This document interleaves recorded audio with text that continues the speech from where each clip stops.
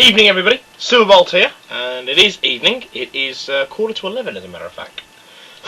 I am back for the Transformers review. Going very much back to the world of G1 this time. Doing this little fella. There you go. You can't really see him properly. Bumblebee. Bumblebee is in Transformers from the very beginning. And he shows up in All That Meets the Eye. And he nearly makes it all through all four series. One of the few Transformers to make through all four series. However, in the Return of Optimus Prime, he of course gets remade into Goldbug and gets stuck with the throttle bots. I don't understand that, but there we go. Bumblebee is the original teen bot, though he's not as whiny as the later teen bots tend to be. If you look at all the other, especially the American series, all the other American series have teen bots. In G1 you have Bumblebee, obviously. In Series 3 you get Wheelie, and you get Wheelie again in the Takara Headmasters. You get a lot of Wheelie in Takara Headmasters. In in Armada you have Hotshot. In Energon you have Ironhide. In Beast Wars you have Cheetor, and then in Beast Machines you have Nightscream. Cybertron I don't know about because I don't watch Cybertron. But Bumblebee is the first of the teen bots, and he's considering the fact that he is a teen bot, he's actually quite a likeable character. He's not as whiny, no one understands me, I just want to be the big hero kind of job that Hotshot and Energon, Ironhide have in Energon and in Armada and Energon. He's much more likeable, and he's much more keen to impress more than show off. He's a very jovial, very likeable character. Of course, he forms a very strong friendship with Spike, which lasts all the way through. Except for in Series 3, where Spike seems to be closer to Rodimus than he is to Bumblebee, mainly because you don't see much of Bumblebee at all in Series 3. And originally, of course, Spike was friends with Hound. But Bumblebee comes along and the two of them strike up a rapport, and that's it. Mainly because age-wise they're about the same age. I think Spike in the original G1 series is supposed to be about anywhere between 15 and 18, and Bumblebee's about 18. Unlike the later teen bots where they're all 15. Bumblebee's become quite a staple of Transformers. He's actually quite popular. He idolises Prime. All he wants to do is impress Prime. He wants to make Prime proud of him. And he seems to be of the opinion that a lot of the other Autobots don't like him very much because he's not up to much because he's so small. Even if you look at the other ones, if you look at the other Transformers, if you look at people like Gears, who is superb with technological abilities, technological constructs, sorry. If you look at Huffer, who may be the smallest of the Autobots, or one of the smallest Autobots, but he's one of the strongest. Brawn as well, he's very, very tough. Bumblebee's not really tough, and he's not very fast, but he's very good at infiltration. He's very good at infiltration, and that's what makes him a key element to the Autobots, and that's what makes Prime actually rely on him a fair bit. And Bumblebee never seems to appreciate his own worth. You know, you're always left with the impression that Bumblebee isn't as much as he could be, or he seems to feel to himself that he's not as much as he could be. His character does get developed quite a lot, more so than many other the Transformers characters. He tends to grow up. You know, he doesn't get himself into as many fixes later on, though he still does seem to be the one that, if he's on screen, you know he's going to be the one that's going to get into trouble. He's going to be the one that's going to get shot or attacked by a giant dinosaur or whatever.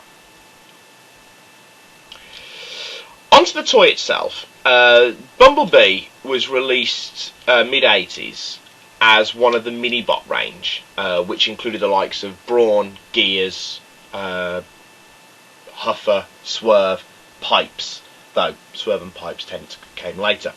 And Bumblebee, of course, was, as his name suggests, a Volkswagen Beetle. And this is it. It's kind of dinky. Very dinky. Not much to it at all. But it transforms lovely. It really does transform lovely. The head's very simple. You pull the head up like that, and that's the head. And then you pull the legs down, and the legs really do it justice. They're actually really, really long. And then you pull the arms out, and he's done. I mean, obviously there's not a lot to him. I mean, what can you do with a figure that's barely 1.5 inches high? There's not really a lot of transformation capability you can do with it. And it is a very, very nice little toy. And one of the clever things about it they've done with it is that if you look at the back, from the way the arms pull out, that one is lower than that one because they lie inside to side. However, from the front, which obviously is where you're going to be looking at it and where you're going to be displaying him, the arms are at the same height. So it's quite a novel trick. Hasbro actually did put some thought into the Minibot range. Though most of the others did tend to just be pull out and click. But of course, Hasbro even back in the 80s were cheap fuckers when it came to another one of the Minibot range, which was Cliff Jumper, and all Cliff Jumper managed to get was a red repaint. Okay, and that's G1. That's the Generation 1. That's the original Minibot Bumblebee. Quite a nice little one. Quite a nice little one.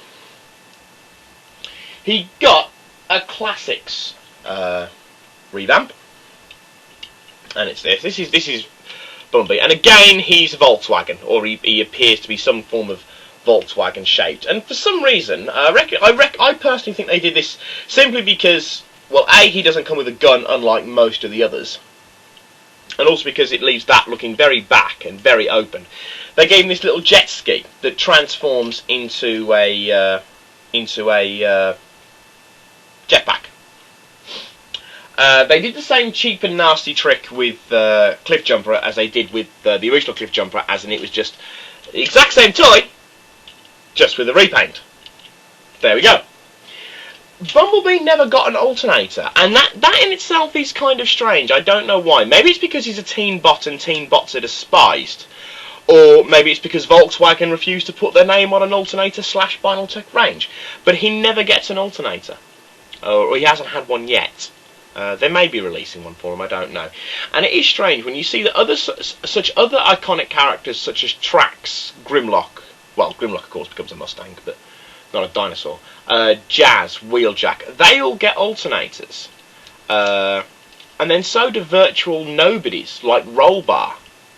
And who else would there be that was virtually a nobody? Ricochet. He wasn't even around in the G1 series, I don't recall. And then the likes of Dead End and Swindle. Swindle does get some time. He certainly gets more screen time than most of the other Combaticons. But he still doesn't exactly get an awful lot. And he got an alternator as well. So why Bumblebee didn't get an alternator, I don't know. If anyone does know, let me know. But that's Bumblebee. There's not really a lot more I can say on him. No, there's not really a lot more to say. I was thinking about doing a sarcastic one-line and then about going into the colours. But there we go. It's not my style. It's not my style. If you want to know about the colours on Transformers, there are several other people who do videos and spend a good while talking about the colours. I don't do that. As anyone who's a regular viewer of mine will know. Okay, but that's my review for Bumblebee done. Quite a funky little toy. Quite a funky little toy. Not expensive either. I mean, if you pay more for a £5 for him on eBay, you've been robbed. Basically. But he is quite a funky little toy. Alright, but that's Silvolt for now. I'll be back shortly. I have finally picked up a Generation 1 Ultra Magnus, so I'll have to do a review of him. And I've also managed to get my hands on Bruticus, so I'll be doing a review of him as well.